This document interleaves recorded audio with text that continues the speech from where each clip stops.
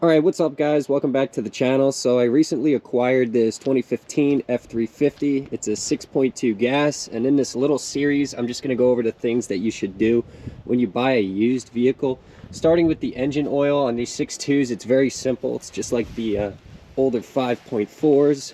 Only things you're going to need is a 16mm socket, an FL820S oil filter, and you're going to need 7 quarts of 5W30. Even though the oil cap says 5W20, Ford actually revised it to take 5W30 in the later years, so that's what I'm putting in. I'm putting in high mileage full synthetic. The high mileage oil has additives that like help recondition seals and whatnot, and as far as full synthetic, that's all that I would use, especially with these engines with variable valve timing. There's no reason why you shouldn't be using full synthetic. Besides, it's only like $22 for 5 quarts. Okay, so underneath the truck here, got our 16mm drain bolt.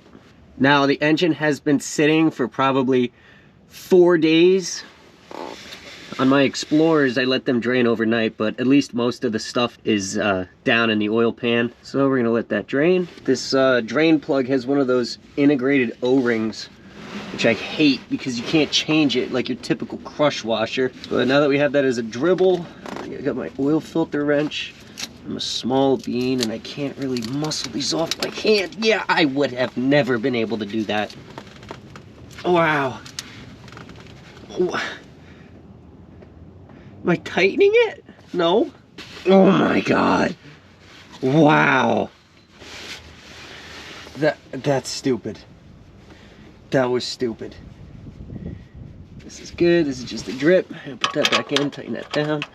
All right, now with the oil filter removed, I pre-fill my oil filters. I know there might be some of you that don't. That's a age-old debate, but I pre-fill my filters. So put a little bit of oil in it and then put a coat around the O-ring. Clean up the surface a little bit, make sure the old gasket isn't stuck to it. And then what I'm gonna do is put the new filter on like a normal human being without a breaker bar. So I got a coat of oil on the new gasket, like I said. Just screw it on, or go hand tight plus a quarter turn.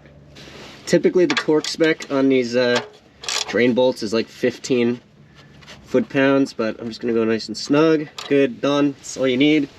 All right, cool. Now everything else is up top. Okay, now up here, this is where we have our oil fill.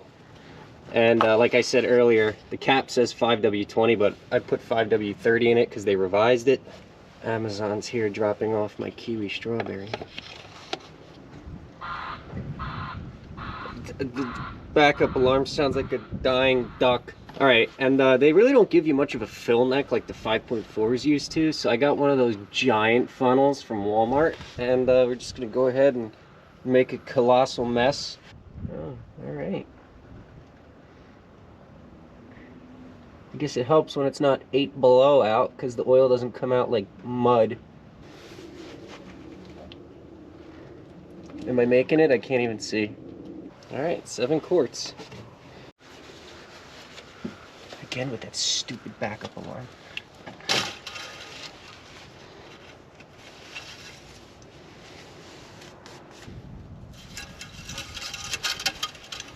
All right, it's 7 quarts.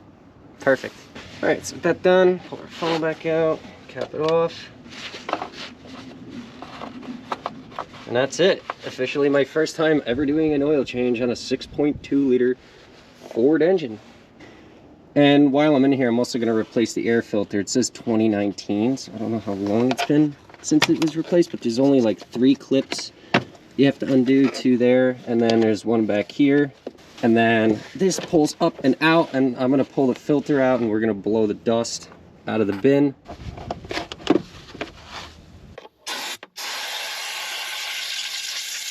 All right, and then if you guys shop at Napa, the model number for the air filter is 9883. If you shop at Walmart, you can get one like $9. It's model 1330. Oh wow, look at that. And then I go to the Dollar Tree and I get those little notebooks, and I keep track of the mileage with the date of all the times that I do things, maintenance and upgrades and what have you. So I'm gonna put today's date with 133,000 miles. All right, so that is step one of me doing the first thing when I bought a used vehicle. So we did the oil and we did the air filter, done. Within the next couple videos, it's gonna be transfer case fluid, transmission fluid, front and rear differentials. Oh, the exhaust manifold is cracked on this side, and there's not a single video on YouTube how to do it, like a complete guide. So I'm gonna be doing that too. But for now, that's it.